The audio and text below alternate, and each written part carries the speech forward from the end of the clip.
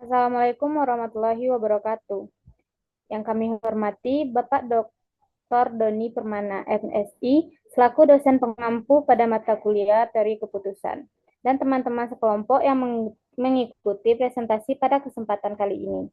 Puji syukur kehadiran Allah Subhanahu wa Ta'ala yang telah memberikan rahmat dan karunia-Nya sehingga kita dapat melakukan presentasi untuk memenuhi proyek akhir mata kuliah Teori Keputusan. Baik, langsung saja.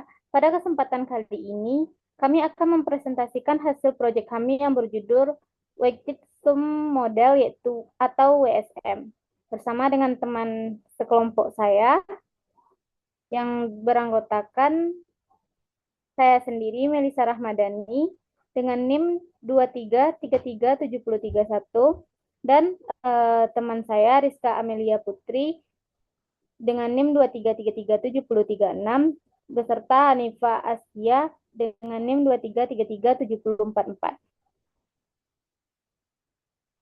Baik, langsung saja Pak masuk ke dalam bab pendahuluan yaitu latar belakang di mana dalam kehidupan nyata pengambilan keputusan sering melibatkan banyak alternatif dan kriteria. Semakin kompleks suatu masalah, semakin sulit menemukan pilihan terbaik. Sehingga dibutuhkan metode yang dapat membantu proses pengambilan keputusan secara objektif dan terstruktur. Salah satu metode yang dapat digunakan adalah Weighted Sum Model atau WSM. WSM sendiri adalah metode pengambilan keputusan multikriteria yang menggabungkan nilai dari beberapa kriteria berdasarkan bobot tertentu. Adapun kelebihan dari WSM, yang pertama, sederhana dan mudah diterapkan, tidak membutuhkan perhitungan kompleks. Yang kedua, dapat digunakan pada data kuantitatif maupun kualitatif.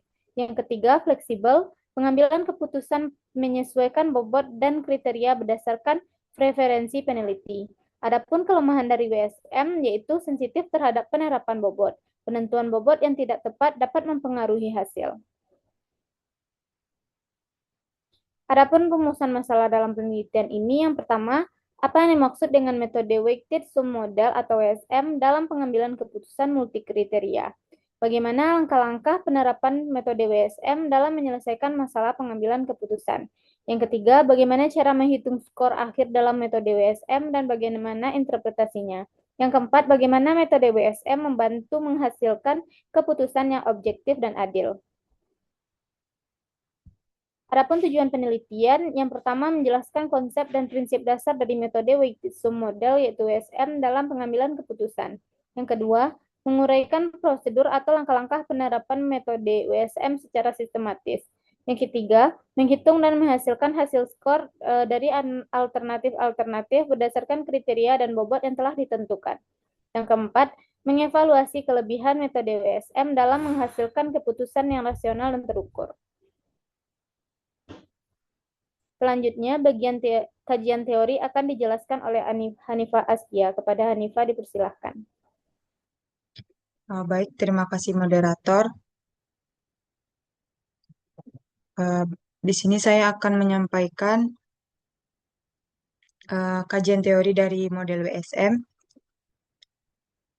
Yang pertama, yaitu metode WSM merupakan salah satu metode pengambilan keputusan dengan menerapkan konsep perkalian antara bobot dan alternatif. WSM juga sering digunakan pada permasalahan dimensi tunggal jika terdapat alternatif dan n-nya kriteria, maka alternatif terbaik dapat dirumuskan sebagai berikut. Adapun langkah-langkah SWSM yang pertama, mengidentifikasi terlebih dahulu kriteria dan alternatif yang digunakan dalam penyelesaian masalah. Yang kedua, menghitung nilai WSM score dengan rumus sebagai berikut dengan untuk I 1, 2, 3 sampai M dan merupakan nilai dari alternatif terbaik. Yang ketiga itu melakukan perengkingan dengan rumusnya sebagai berikut, di mana WJ merupakan nilai dispersi dari kriteria ke J. Baik, saya kembalikan kepada moderator. Selanjutnya, studi kasus yang akan dijelaskan oleh Rizka. Kepada Rizka dipersilakan. Baik, selanjutnya itu studi kasus yang kami gunakan dalam metode WSM ini. Objek studi kasus dalam penelitian ini adalah wilayah yang memiliki potensi bencana gempa bumi di Kabupaten Pacitan, Jawa Timur. Gempa bumi dapat menimbulkan kerusakan terhadap infrastruktur, lingkungan, dan keselamatan masyarakat, sehingga diperlukan penentuan prioritas wilayah yang membutuhkan penanganan dan bantuan pemerintah secara cepat dan tepat. Untuk mendukung pengambilan keputusan, digunakan metode WSM. Metode ini membantu menentukan prioritas wilayah berdasarkan beberapa kriteria yang telah ditetapkan secara terukur dan sistematis, sehingga diperoleh urutan prioritas wilayah potensi bencana gempa bumi di Kabupaten Pacitan, Jawa Timur. Selanjutnya itu di sini adalah tabel data wilayah yang berpotensi terpapar bencana gempa bumi di Kabupaten Pacitan. Pada data tersebut terdapat itu beberapa kategori dengan salah satu kategori yang bersifat non-numerik, di mana itu kelas penduduk terpapar. Dan di sini kita melakukan konversi data nantinya dengan memberikan skala Likert itu 1 itu rendah dan tinggi itu 2. Next. Selanjutnya itu dalam pengambilan keputusan memerlukan beberapa jenis data, yaitu seperti data kriteria, data alternatif, dan data nilai. Berdasarkan tabel 1 di atas, yaitu data wilayah berpotensi bencana gempa bumi, yaitu di tabel tersebut telah dipaparkan secara utuh data wilayah potensi terpapar bencana bumi di Kabupaten Pacitan, di mana dalam penelitian ini data kriterianya itu kita beri kode itu ada C1, C2, C3, C4, dan C5 dengan masing-masing bobotnya. Kemudian data alternatifnya itu memberikan kode A1 sampai A12 terhadap masing-masing nama kabupaten wilayah di Kabupaten Pacitan tersebut. Selanjutnya, setelah kita memperoleh data kriteria dan data alternatif, dibutuhkan juga data nilai, di mana data nilai ini diperoleh pada tabel 1 sebelumnya, tapi di sini sudah dikonversikan data alternatifnya itu dikodekan dengan A1 sampai A12, sementara kriterianya dikodekan C1 sampai C5. Dan di sini sudah datanya sudah bersifat numerik semuanya. Selanjutnya, lakukan perhitungan menggunakan metode WSM dengan rumus pada sebelumnya. Kita misalkan di sini A1 itu perjumlahan antara perkalian bobot dengan data nilai, di mana di sini A1 diperoleh nilai sebagai berikut. Kemudian kita lakukan perhitungan dengan cara yang sama terhadap 12 wilayah di Kabupaten Kota Pacitan, sehingga diperoleh ada 12 nilai alternatif, sehingga selanjutnya kita lakukan perankingan terhadap nilai yang kita peroleh.